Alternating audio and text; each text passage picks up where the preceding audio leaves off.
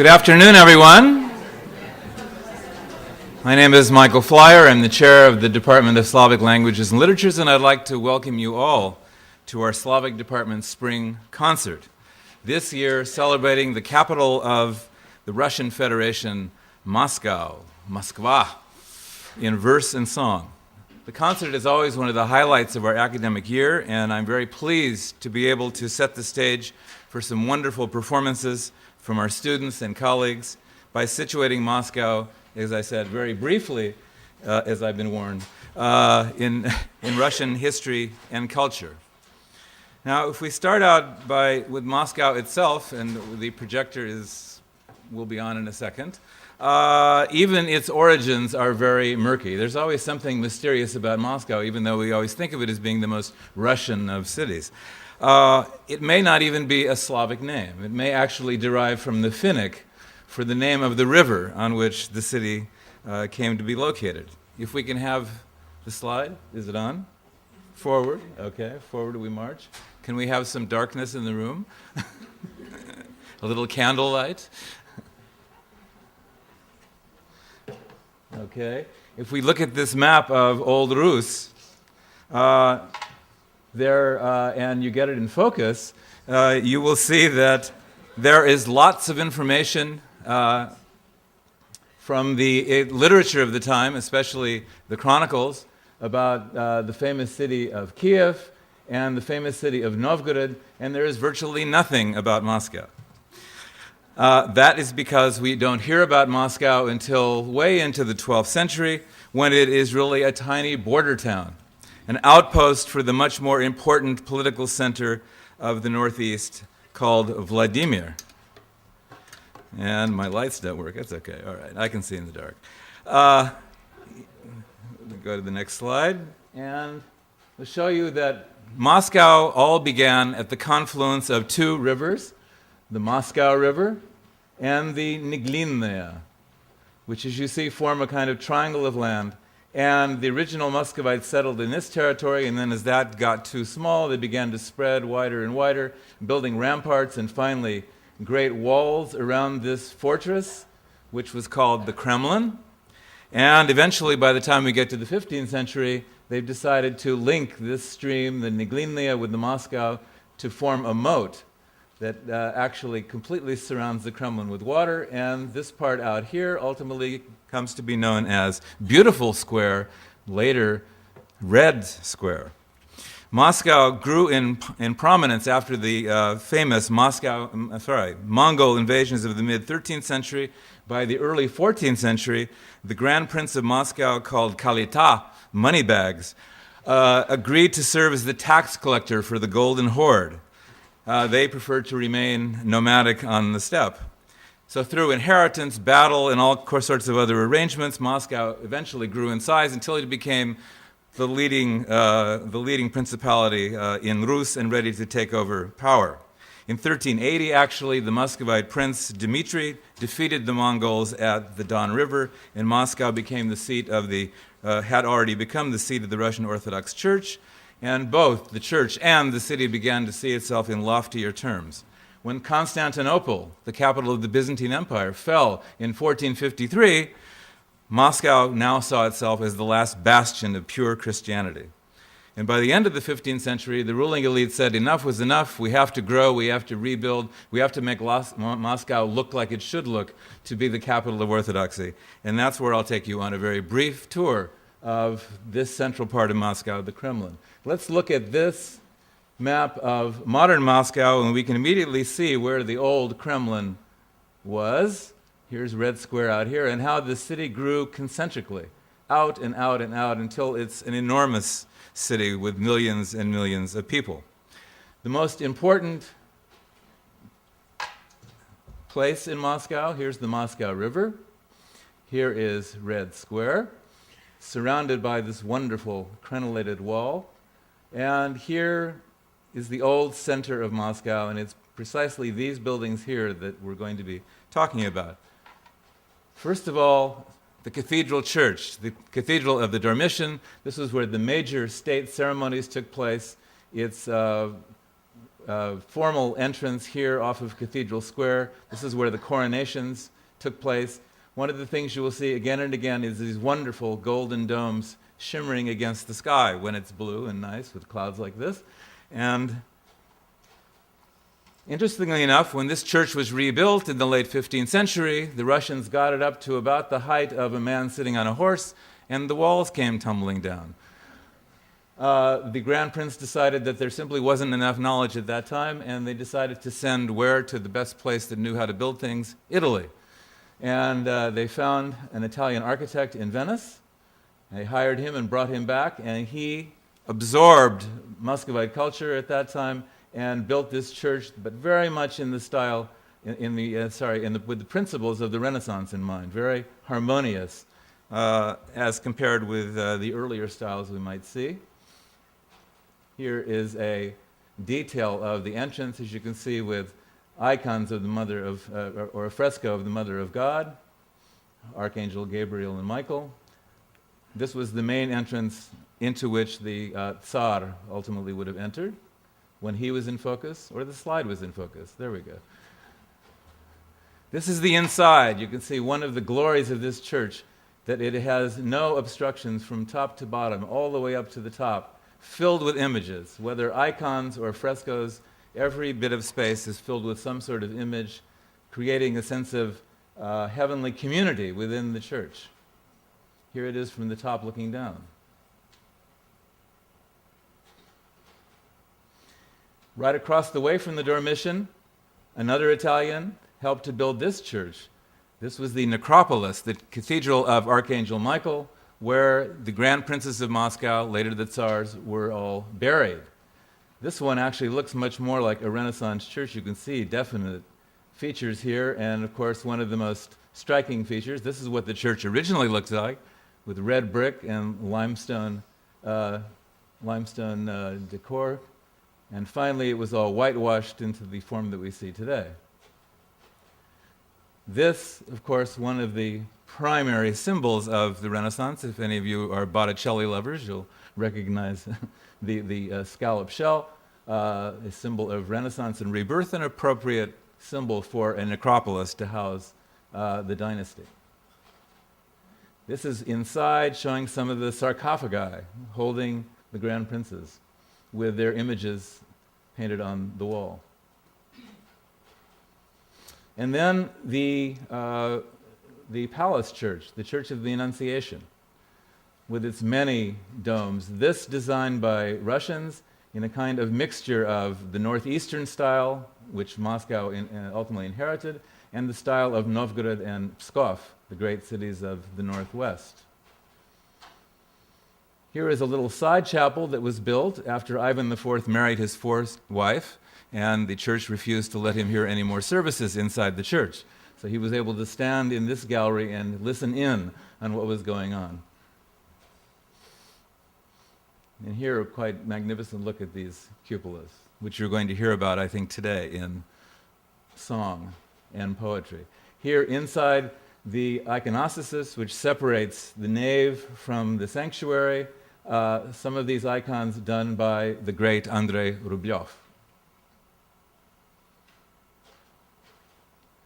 Here from the second story. Iconostasis goes all the way up. You see these many tiers. And then we're right in the middle of Cathedral Square, the so-called Hall of Facets. This would have been the primary reception hall for the Grand Prince and later the Tsar. Again, designed by Italians. This is the inside with this one huge pier in the middle and these groin vaults leading out of it. This was the site of many great banquets and receptions, including ambassadorial receptions. Here, in fact, is an engraving showing the newly crowned Tsar Michael Romanov, or Romanov as we say in English, sitting over various members of court and foreign visitors with food arrayed here. And then, adjacent to the Dormition, this quite magnificent, striking bell tower, Ivan the Great, not named after the Grand Prince actually, but after the church of John Climacus below. It was from this tower that Napoleon watched Moscow burn. Notice, all topped with great cupolas. And then finally, this almost fairy tale-like palace, the Terem Palace, built inside the Kremlin, from various centuries. You can see a much more Italianate level here, and getting more Baroque and even somewhat Venetian at this point. At the very top, the Terem, where the women of the court would have held court. This, the original entrance, which is now inside. This, now we're on the top, looking at this church behind the Golden Grill with its wonderfully clustered cupolas, and the main entrance from out of the Kremlin onto Red Square, Savior Gate,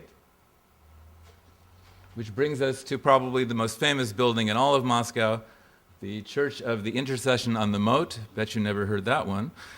Now called St. Basil's Cathedral, with its many chapels and different cupolas with all kinds of geometric shapes and colors. Some of the wilder parts of it actually coming later. This was built by Ivan the Terrible in honor of his great victory over the Volga city of Kazan.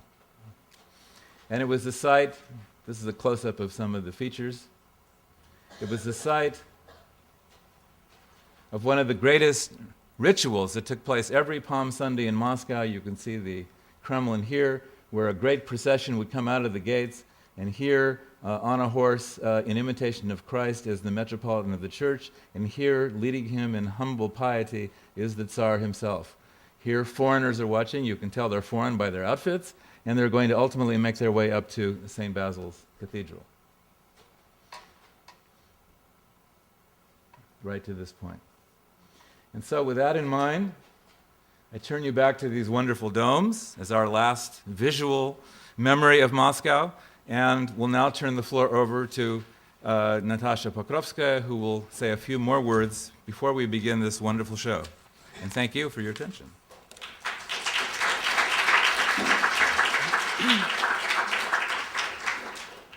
I wanted to add just a few words about the poems and songs you will hear tonight, because they're very different from one another. The poems are Russian classical poetry of the 20th century. The songs are popular music of our time. The poems are by Pushkin, Lermontov, Tsvetaeva, Mandelstam, and the songs are by Akudjava, Vysotsky, Gorodnitsky, so-called bardi of the 60s and 70s.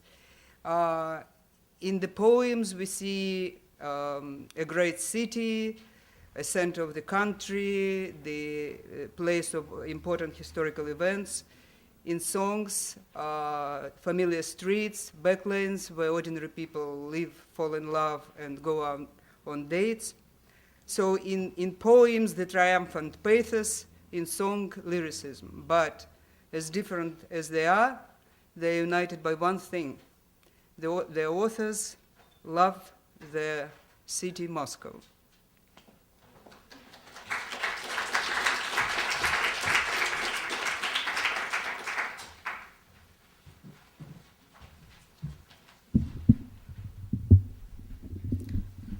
Москва Лермонтова. Москва, Москва, люблю тебя как сын, как русский сильно, пламенно и нежно. Люблю священный блеск твоих седин и этот Кремль зубчатый, безмятежный. Напрасно думал чуждый властелин с тобой, столетним русским великаном, помериться главою и обманом, тебя низвергнуть. Тщетно поражал, тебя пришлец, ты вздрогнул, он упал. Вселенная замолкла величавой. Один ты жив, наследник нашей славы. Ты жив, и каждый камень твой — заветное предание поколений.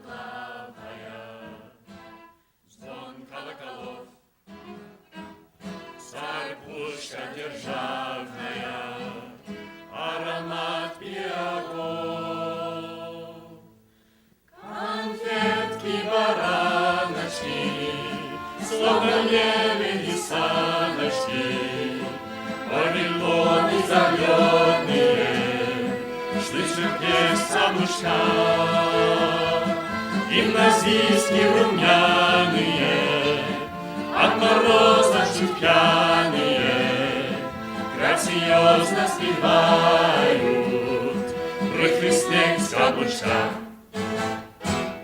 Помню тройку удалую за медальных сорниц, твою нозу усталую, трепет длинных ресниц. Все прошло, все умчалось, невозвратную даль, ничего не осталось. печаль. Конфетки, бараночки, словно лебеди саночки, ой, легко незаметные, слышно песнь облачка. Гимназистки румяные, от мороза чуть пьяные, грациозно спевают в ритме текст облачка.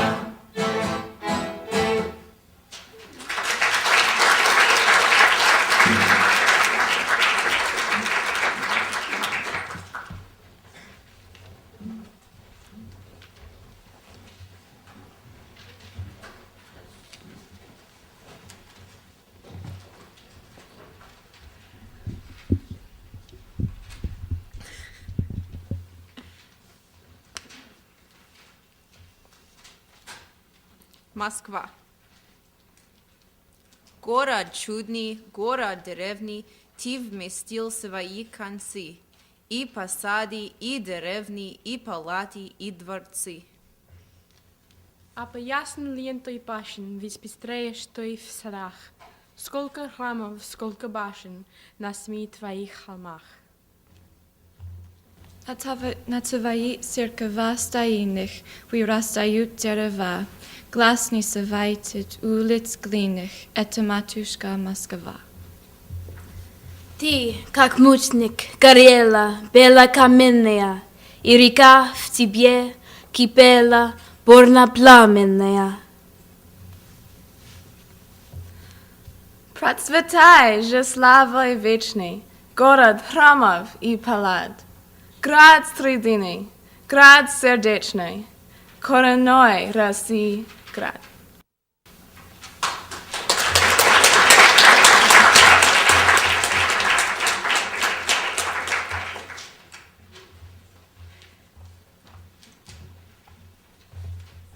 Иван Дмитриев. Вступление к поэме «Освобождение Москвы». В каком ты блеске ныне зримо, княженный знаменитых мат. Москва, России, дочь любима, где равню тебе сыскать. Венец твой перлами украшен, алмазный скипетр в твоих руках. Верхи твоих огромных башен сияют в злате, как в лучах. От норда, юга и востока, от всюду быстротой потока к тебе сокровища текут. Сыны твои, любимцы славы, красивы, храбры, величавы, а девы розами цветут.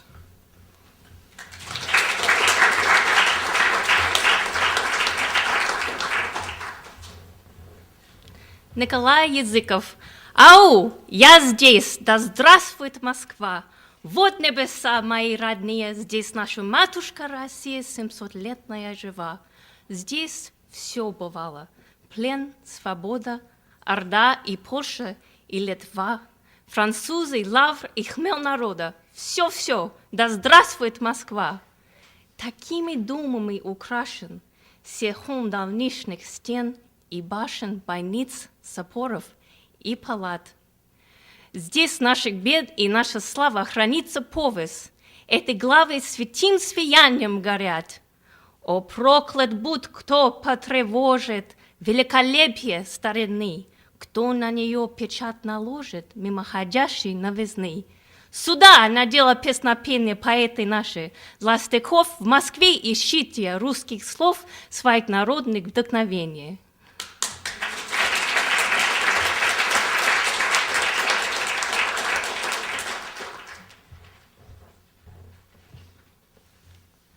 На тихих берегах Москвы, церкви, венчания крестами, сияют ветхие главы над монастырскими стенами. Кругом простерлись по холмам вовек нерубленные рощи. Издавна почивают там угодника святые мощи.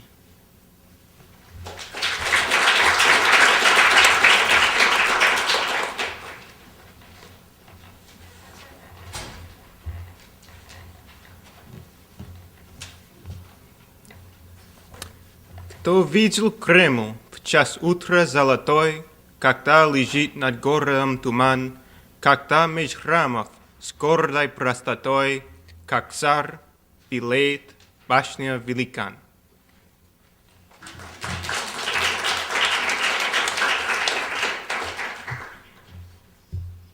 Анна Ахматова. В Кремле не надо жить. Преображенец прав. Там древние ярости еще кишат микробы. Бориса дикий страх и всех Иванов злобы. И самозванцы спесь замен народных прав.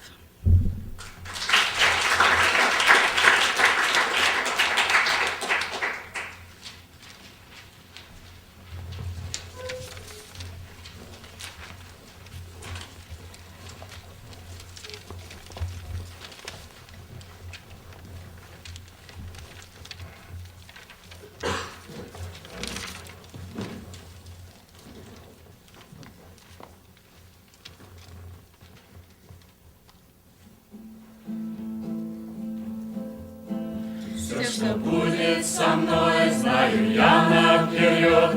Ищу я в себе провожатых, а на чистых прудах лебедь белый плывет, отвлекая вагона вожатых. А на чистых прудах лебедь белый плывет, отвлекая вагона вожатых.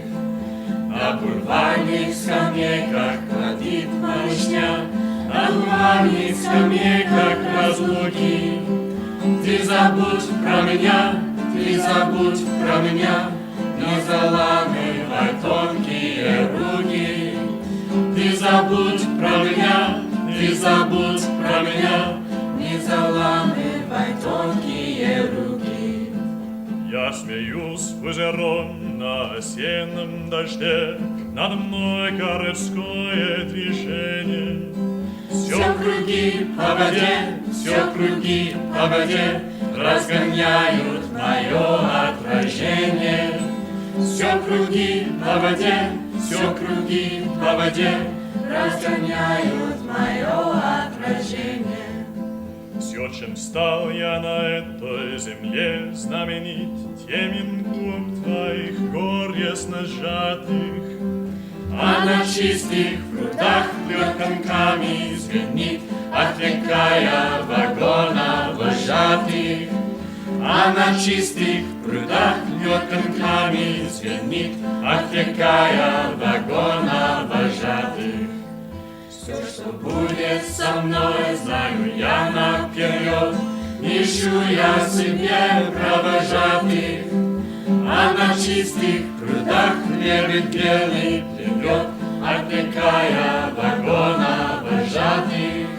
А на чистых прудах лебедь белый плывет, отвлекая вагона вожатых.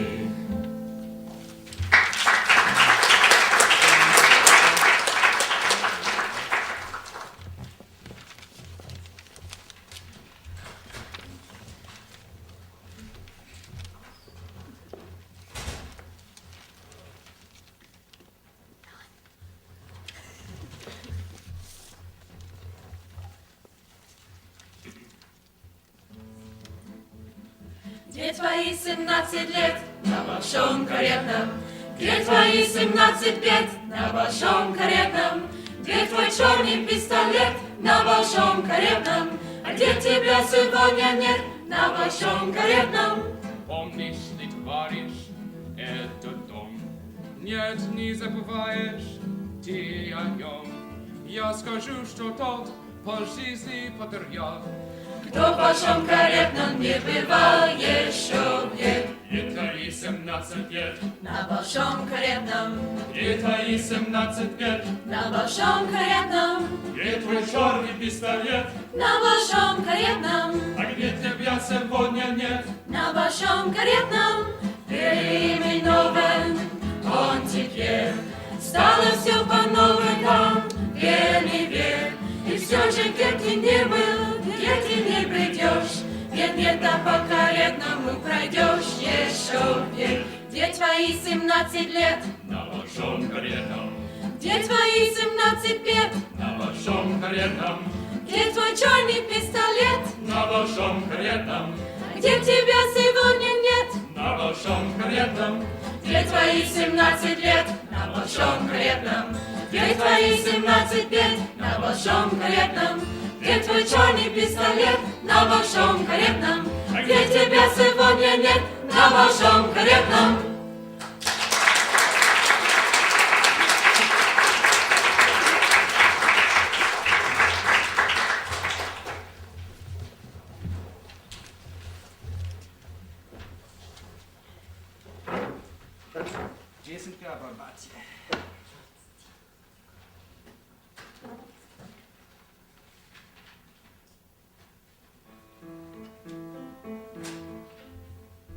Ты течешь, как река, странное название, и прозрачен асфальт, как в реке вода.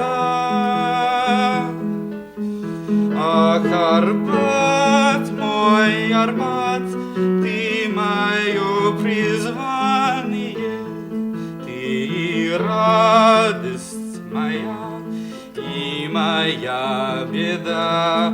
Ах, Арбат, мой Арбат, ты мое призвание, ты и радость моя, и моя беда. Пешеходы твои, люди невеликие, каблуками стучат, по делам спешат. Ах, Арбат, мой Арбат, ты моя религия, мостовые твои подо мной лежат. Ах, Арбат, мой Арбат, ты моя религия, мостовые твои подо мной лежат. От любови твоей вовсе не излечишься. 40 тысяч других мостовых любя. Ах, Арбат, мой Арбат, ты мое отечество, никогда до конца не пройти тебя. Ах, Арбат, мой Арбат, ты мое отечество, никогда до конца не пройти тебя.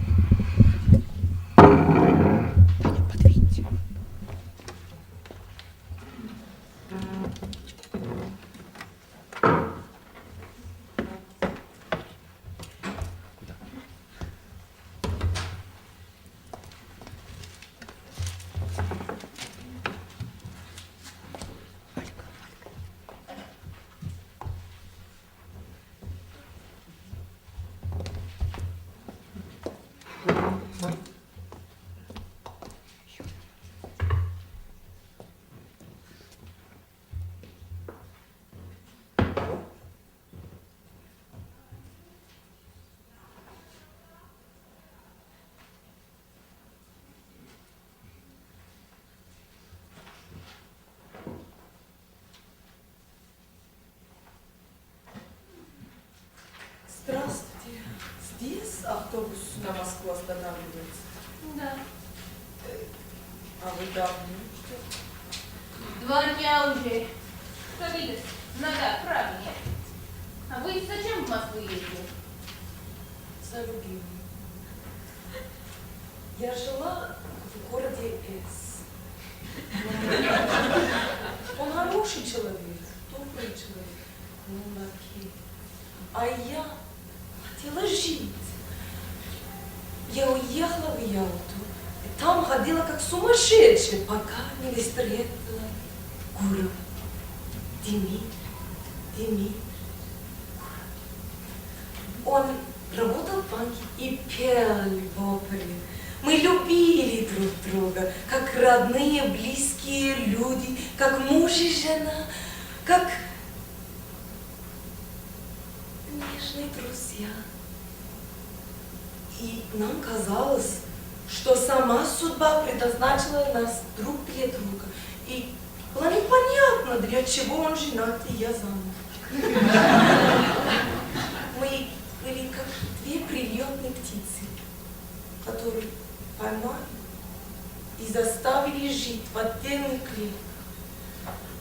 Мы чувствовали, что эта любовь изменила нас обоих. Как красиво, как замечательно. Еще бы это же Антон Павлович Чехов написал. Ну, и дальше что? Что началась пристройка, банки приватизировали. Он исчез. Я боюсь, что кто-нибудь его тоже приватизировал. Вместе с банком. Пишу, звоню, ни ответа нет. Вот, я и сама решила поехать в Москву и разыскать его. А вы откуда? Я из Курляды. Раньше его назвали город драконов, а потом пришел рыцарь и освободил нас. Его звали Ланселот. О, он такой сильный, такой ласковый. Мы пожили.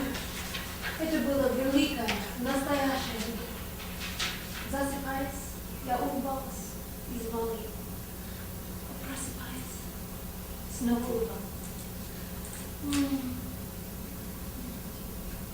Я ходила спокойно и гордо. Страх, усталость, недоверие исчезли в мне без следа. Я знала, разум он мне никакую цель. Значит, я хороша. И деревня в лесу разговаривала с ним. И птицы, и звери. Потому что, настоящие влюбленные по одному совсем миру. И все нам были рады, потому что настоящие влюбленные приносят счастье. Однажды. Что дальше? Что случилось? Однажды принесли телеграмму. Срочную, правительственную, молнию. Я помню его слово в слово. Приезжайте, рыцарь, в город к нам скорее. Спасайте, рыцарь, наших бедных москвичей. Не сказав ни слова, Ланселот вскочил на верного Росмонта. Так он называл свой Мерседес. С тех пор ни ответа, ни привета. Не плачьте, мы найдем его. Мы найдем их в Москву! В Москву!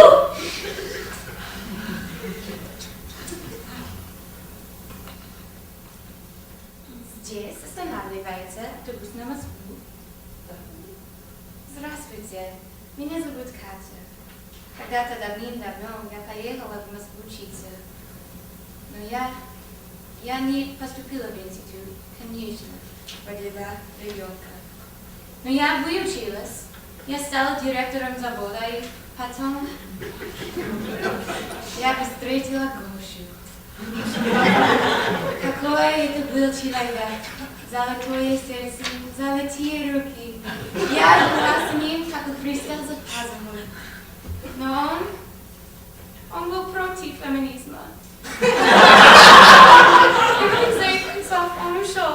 Ему не нравилось, что я работаю директором. И пропал. Тогда я приватизировала свой завод. Теперь я не директор, а всего лишь хозяйка, дама хозяйка. Это большая разница. Я беспомощная, я беззащитная. Я буду сидеть дома и любить моего мужа. Мне надо найти моего мужа. Мне надо в Москву. В Москву, в Москву, в Москву, в Москву. Ну, девицы и красавицы, что это за слезы, рыдания, собрания, заседания? Мы автобуса ждем. А куда это вы, милые, намылились? В Москву, в Москву, в Москву, в Москву. Что вам там делать? Москва большая деревня. Там таких дорожек, без вас ребят некуда. Автобус ваш уже 3-й месяц не ходит. Потому что бензин Чубайс за границу пробовал. Могу подбросить. Спасибо. Спасибо некрасиво. Надо денежки платить. Окей. Только повезу я вас не в Москву, а до Москвы. До заставы Богатырской на кольцевой дороге, где Илья Муромец стоит, террористов ловит. А там вы уже сами с ним договариваетесь. Понятно.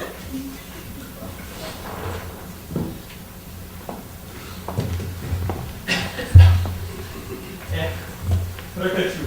И стёгиваться не надо. Зачем не надо? Потому что чему быть, того не виноват. Надо в судьбу верить, а не в разные застежки и крестёшки. Понятно? Понятно. Эй! Куда вы дорогу держите? Куда направляетесь? В Москву. В Москву. В Москву. Стоп! Проверка документов. Подойди сюда.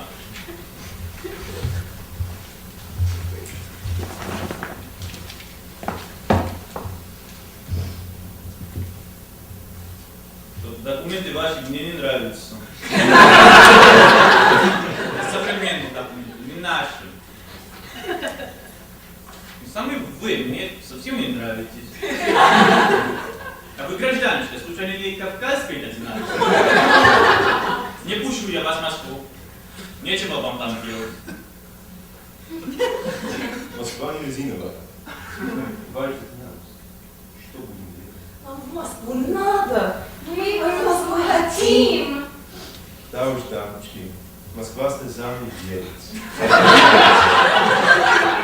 Москва хотите, деньги хотите. За прибивание, а во-вторых, за пребивание. Не вы, а приятно.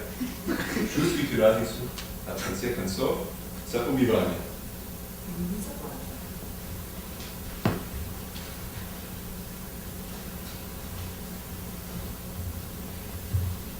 Ну что это такое? Что это вы мне даете бумажки какие-то, липовые, деревянные? Деньги должны быть настоящие, твердая валюта. Вы знаете, как в песне поется, как сталь. Посмотри, товарищ старший лейтенант, что они мне подсовывают. Да уж, дамочки, деньги нужны настоящие, стоящие. Типа 10 еромких сносов. У меня нет таких денег.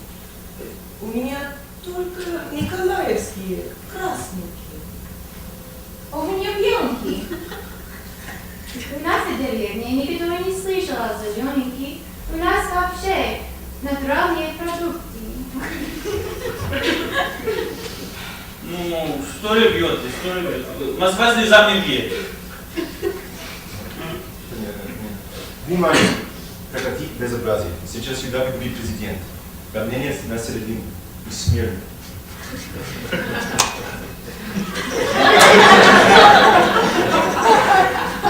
Господин президент полный города. Поверьте мне, в регионе все спокойно. На лицо 4 посторонних, из них безумно счастливы все. Вольно. Здравствуйте, дорогие сограждане. А ты, милиционер Илья, тоже здравствуй. Здравия желаем, любимый президент. Лазарь Дмитриевич, милый. Квашат голубыми. Квашат дорогой. Спокойно, спокойно, гражданин. По-своему, вы совершенно правы. Может быть, я и когда-то был простым рабочим. идеалистом, рыцарем или рядовым банкиром. Но сегодня жизнь требует, чтобы я был президентом. А с жизнью нельзя спорить. Я целиком и полностью чувствую вашу боль. Я поддерживаю вас. Я должен сообщить вам, что ваших любимых захватили в заложники террористы. Международные чеченские террористы. Это наглый вызов всему человечеству. Необходимо объединить мирового сообщества в борьбе с террором. Вперед! Мы будем мочить их в сортире. Мы не остановимся на достигнутом. В путь! Все путем.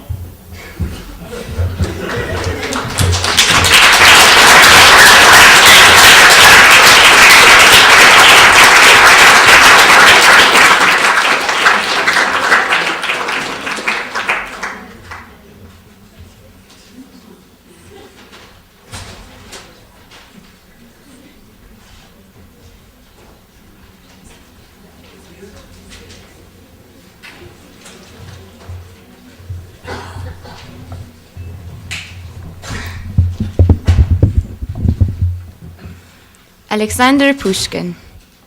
Но вот уж близко, перед ними у белой каменной Москвы, как жар, крестами золотыми горят старинные главы. Ах, братцы, как я был доволен, когда церквей и колоколен садов, чертогов полукруг открылся передо мной вдруг, как часто в горестной разлуке, в моей блуждающей судьбе, Москва, я думала о тебе, Москва, как много в этом звуке для сердца русского слилось, как много в нем отозвалось. Вот окружен своей дубравой Петровский замок, мрачно он недавнею гордится славой. Напрасно ждал Наполеон, последним счастьем упоенный, Москвы колено прокляненный с ключами старого Кремля. Нет, не пошла Москва моя к нему с повинной головою, ни праздник, ни приемный дар. Она готовила пожар нетерпеливому герою. Отсерья в думу погружен, глядел на грозный пламен он. Прощай, свидетель падшей славы, Петровский замок, ну не стой, пошел, уже столпы заставы белеют, вот уж по Тверской возок несется через ухабы. Мелькают мимо будки, бабы, мальчишки, лавки, фонари, дворцы, сады, монастыри, бухарцы, сани, огороды, Кавказы, лачушки, мужики, аптеки, магазины моды, бульвары, львы на воротах и стай галок на крестах.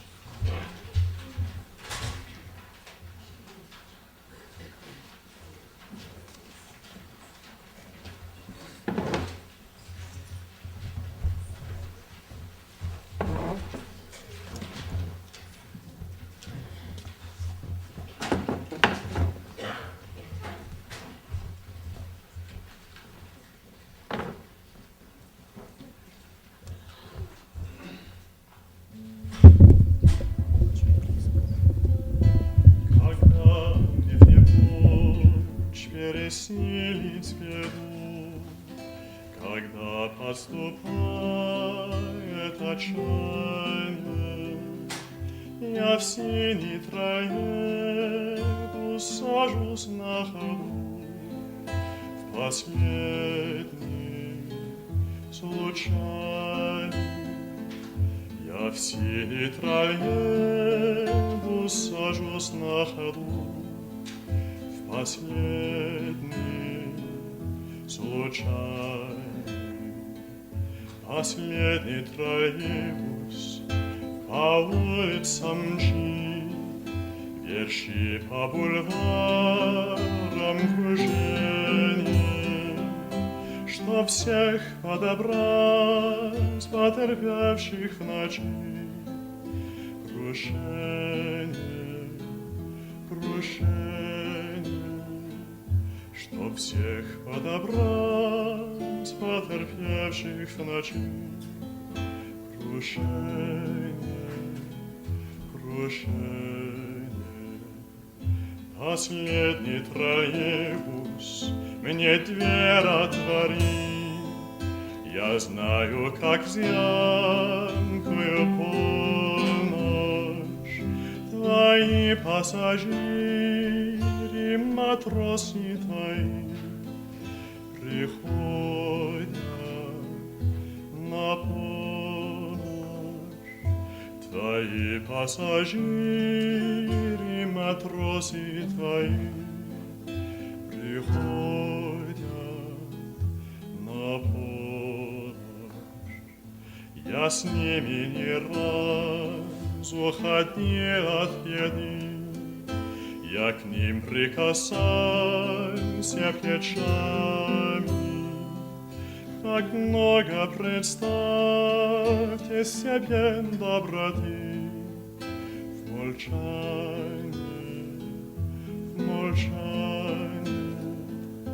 Как много, представьте себе, доброты в молчании, в молчании.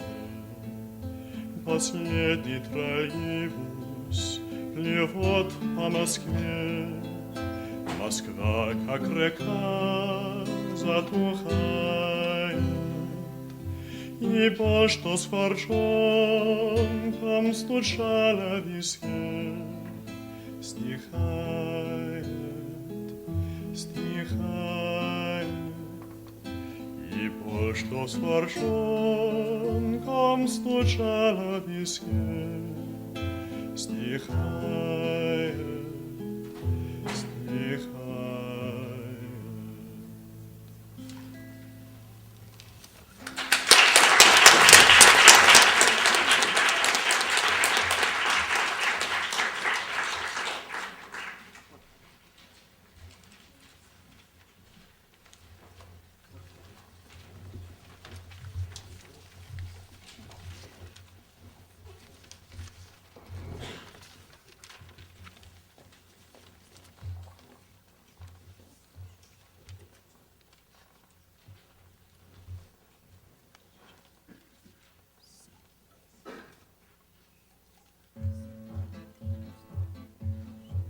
Нажми, водитель, тормоз, наконец. Ты нас тиранил 3 часа подряд. Слезайте, граждане, приехали конец. Охотный ряд, охотный ряд. Слезайте, граждане, приехали конец. Охотный ряд, охотный ряд.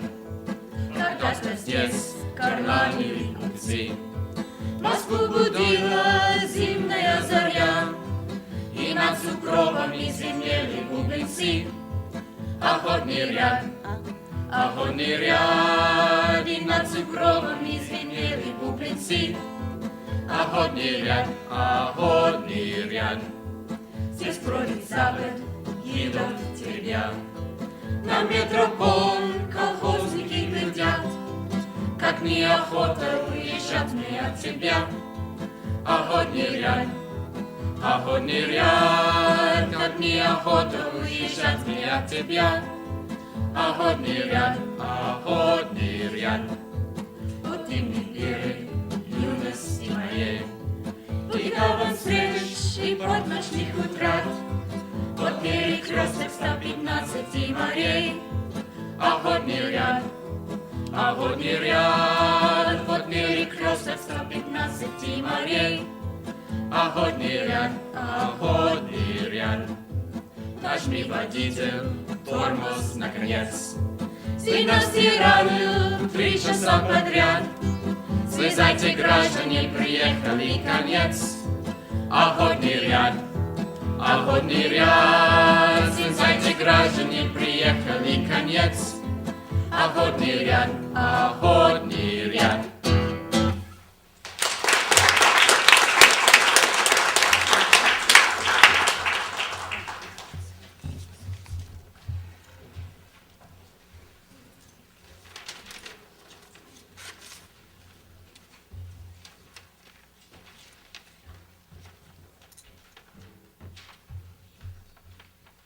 Константин Балмонт.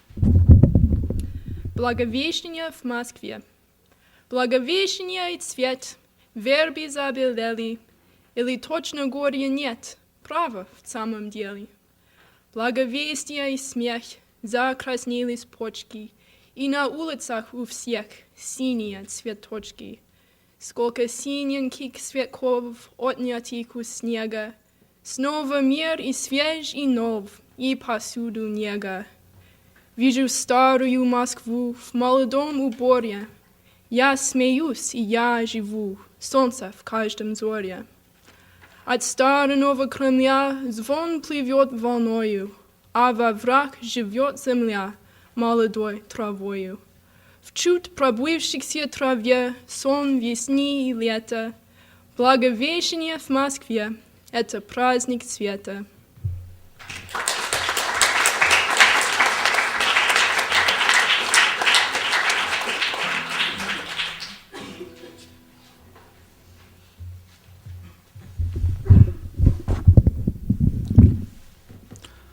Александр Блок. Все это было. Свершился дней круговорот.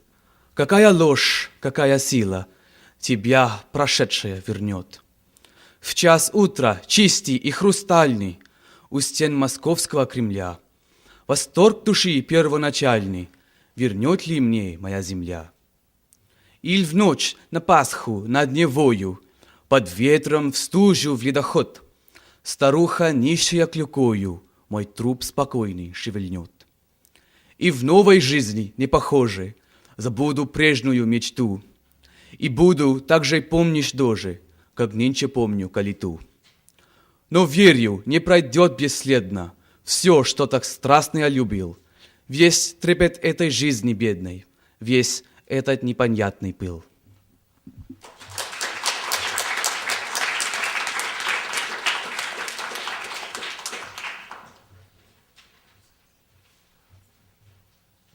Владислав Ходосевич, Смоленский рынок.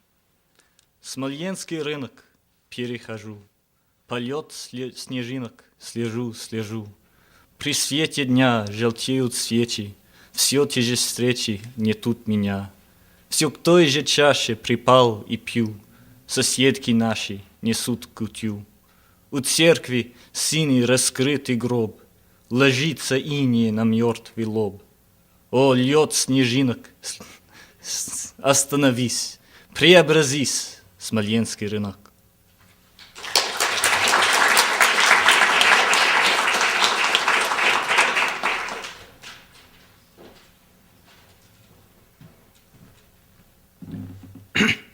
Борис Пастернак, бабочка буря. Бывалый гул былой Мясницкой вращаться стал в моем кругу. И как вы на него не цицкой, он пальцем вам и не гугу. Он снится мне за массой действий. В рядах до крыш горящих сум он сыплет лестницей, как в детстве, и поднимает страшный шум. Напрасно в сковороды били, и огорчалась кочерга, питается полбой и пылью, окуклившийся ураган. Как призрак почи и починки, объевший веточки мечтам, асфальта алчного личинкой, смолу котлами пьет почтамт. Но за разгромом и ремонтом к испугу сомкнутых окон червяк спокойно и дремотно по закоулкам течет, как он. Тогда-то, сбившись с перспективой, мрачатся улиц выхода, и бритвы ветра тучи гриву подбрасывает духота. Сейчас ты выпорхнешь, инфанта, и, сев на телеграфный столб, расправишь водяные банты над топотом промокших толп.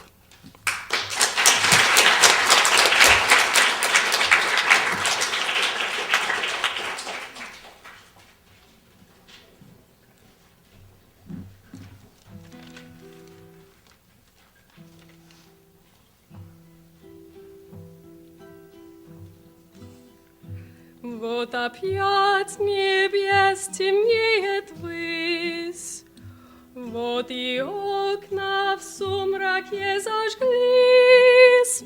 Здесь живут мои друзья, и дыхание затая, в ночные окна вглядываюсь я.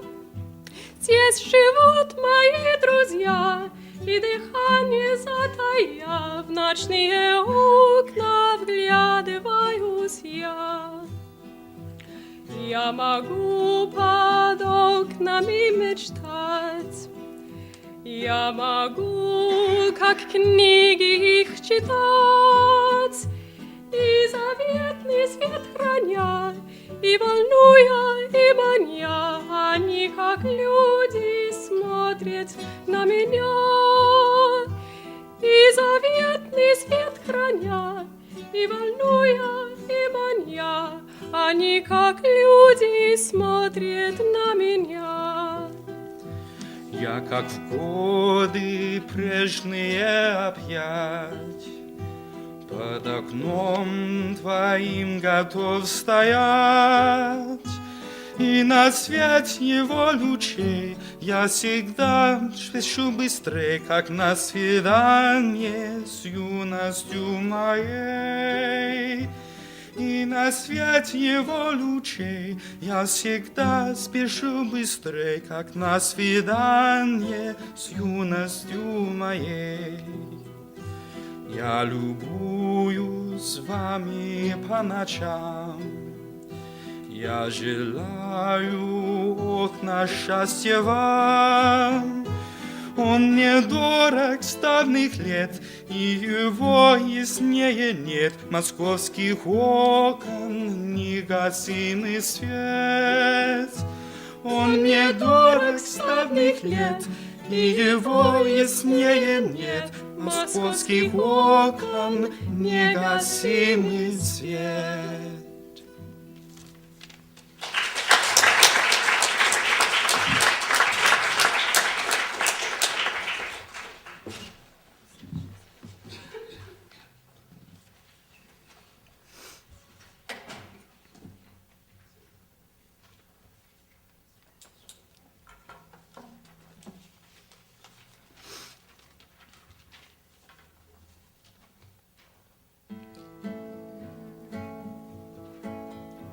Бывает все на свете хорошо, в чем дело сразу не поймешь, а просто летний дождь прожил, нормальный летний дождь. Мелькнет в толпе знакомое лицо, веселые глаза, а в них блестит садовое кольцо, а в них бежит садовое кольцо и летная гроза. А я иду, шагаю по Москве, и я пройти еще смогу.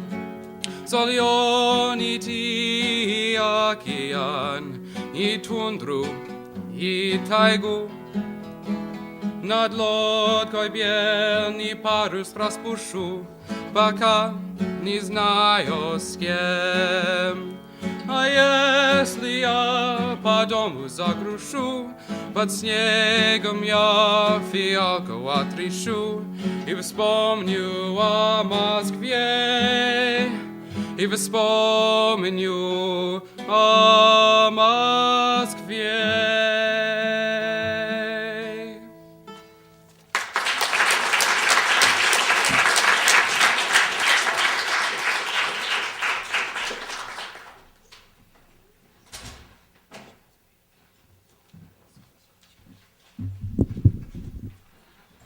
Марина Цветаева. 7 холмов, как 7 колоколов. На 7 колоколах колокольный. Всех шотом 40 сороков. Колокольная Самихомия. Колокольная в червоный день Иоанна родилась Богослова. Дом пряник, а вокруг плетен и церковки златоголовые. И любила же Любила же я первый звон, как монашки потекут к обедне, вой в печке и жаркий сон, и знахарку стара соседнего. Провожай же меня весь московский сброд, юродивый, морской, хлыстовский. Поп, крепче позакни мне рот, колокольной земле московской.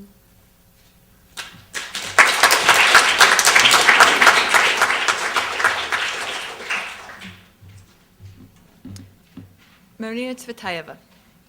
Над городом, отвергнутым Петром, прокатился колокольный гром. Гремучий опрокинулся прибой над женщиной, отвергнутой тобой. Царю Петру и вам, а царь, хвала, но вижу вас, цари, кала-кала. Пока они гремят и синовы, неоспоримо первенство Москвы. И целых 40 сороков церквей смеются над гординою царей.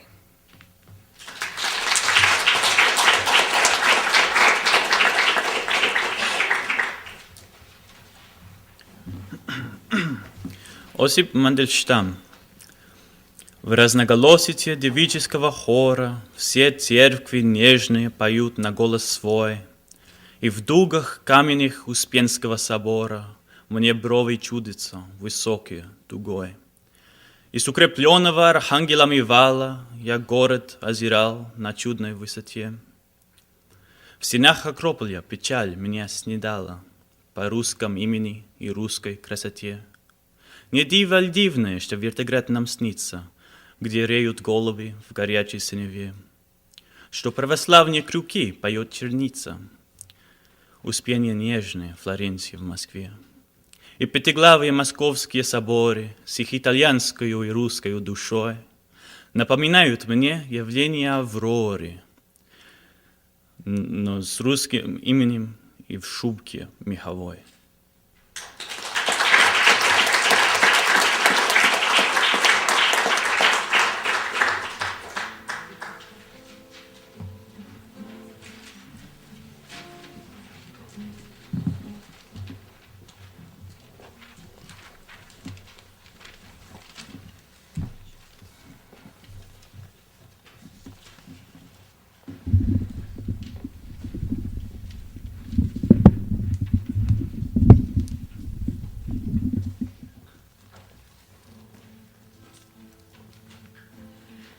Слышны в саду даже шорохи, все здесь замело до утра. Если б знали вы, как мне дороги подмосковные вечера, если б знали вы, как мне дороги подмосковные вечера. Речка движется и не движется, вся из лунного серебра. Песня слышится и не слышится, эти тихие вечера. Песня слышится и не слышится, эти тихие вечера.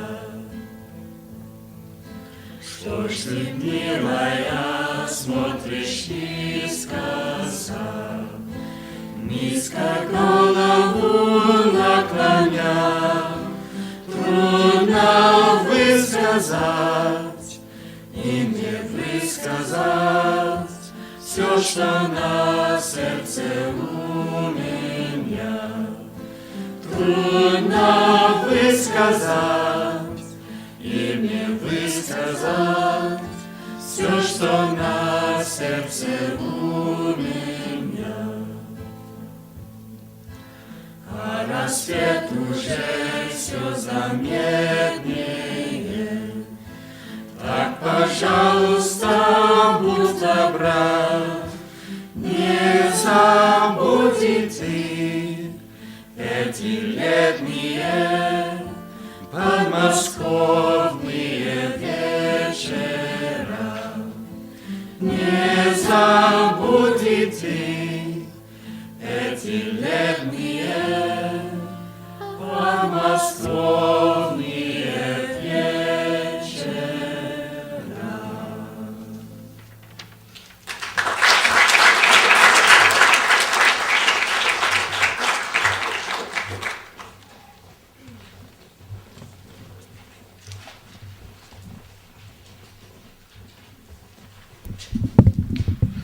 Марина Цветаева. Облака вокруг, купола вокруг, над всей Москвой сколько хватит рук. Возглащу тебя, время лучшее, деревцо мое невесомое. В дивном граде сем, в мирном граде сем, где и мертвый мне будет радостно царевать тебе, горевать тебе, принимать венец, о мой первенец. Ты пустом говей, не сурми бровей, и все 40 чти цароков церкви. Исходи пешком, молодым шажком, все привольное, стемихомое. Мне же будет твой черед, тоже дочери. Передашь Москву с нежной горечью, а мне же волный сон, колокольный звон. Все зори ранние на Баганькове.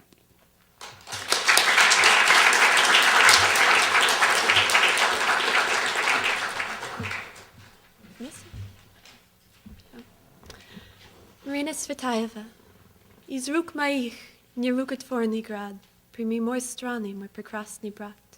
По церковке все 40 сороков, и реющих над ними голубков, и Спасские цветами ворота, где шапка православного снята, часовню звездную, приют отцов, где вытерти от поцелуев пол, пятисоборный несравненный круг, прими мой древний вдохновенный друг. К неотчаянной радости в саду я гостья чужеземного сведу.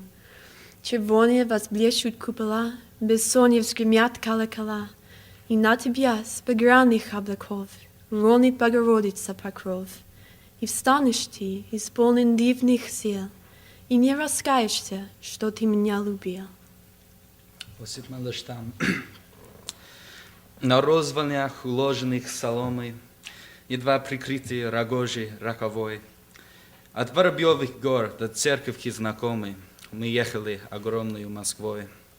А в Угличе играют дети в папки, и пахнет хлеб, оставленный в печи. По улицам меня везут без шапки, и теплятся в часовне 3 свечи. Не 3 свечи горели, а 3 встречи. Одну из них сам Бог благословил. 4-й не бывать, а Рим далече, и никогда он Рима не любил. Ныряли сани в черные ухабы, и возвращался с гульбища народ. Худые мужики и злые бабы переминались у ворот. Сырая даль, а птичьих стай чернела, и связанные руки затекли. Царевича везут, не имеет страшно тело, и рыжую солому подожгли.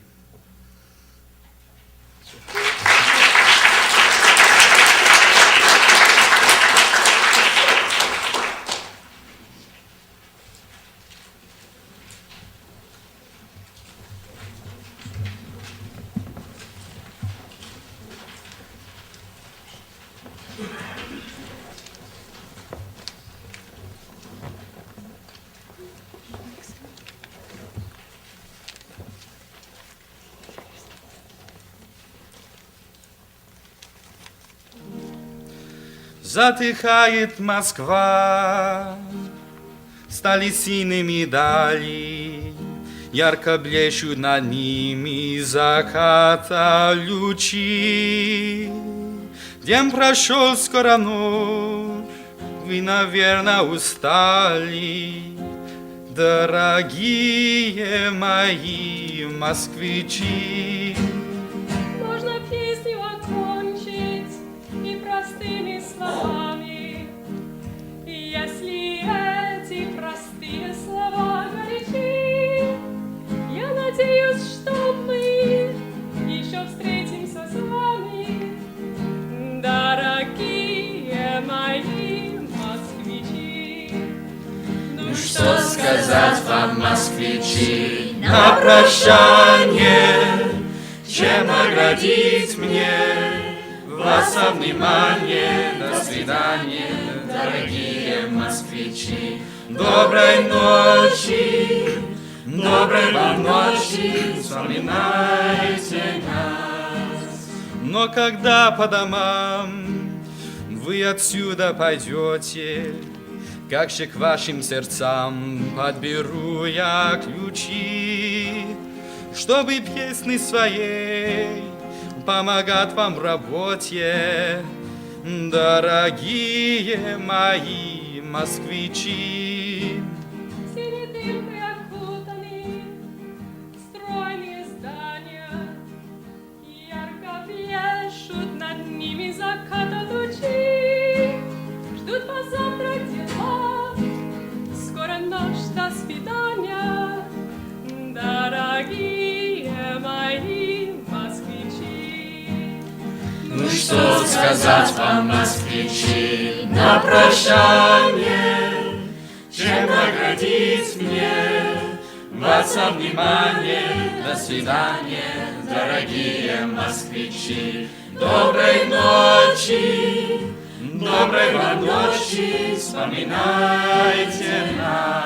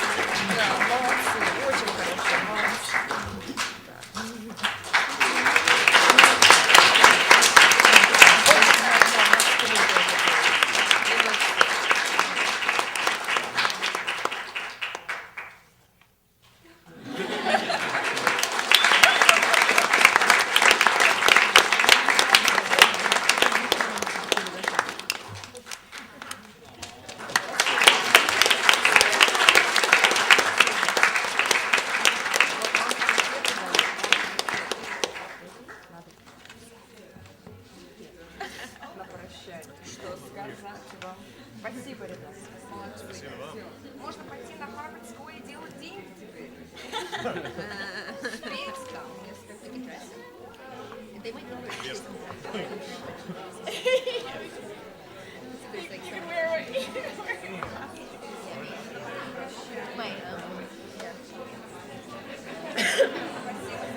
Just clear all the accessories. Where are they? Oh, okay, good. They're just like sitting back on the couch somewhere. I saw Dave at the top of David's head. Thank you. Hey.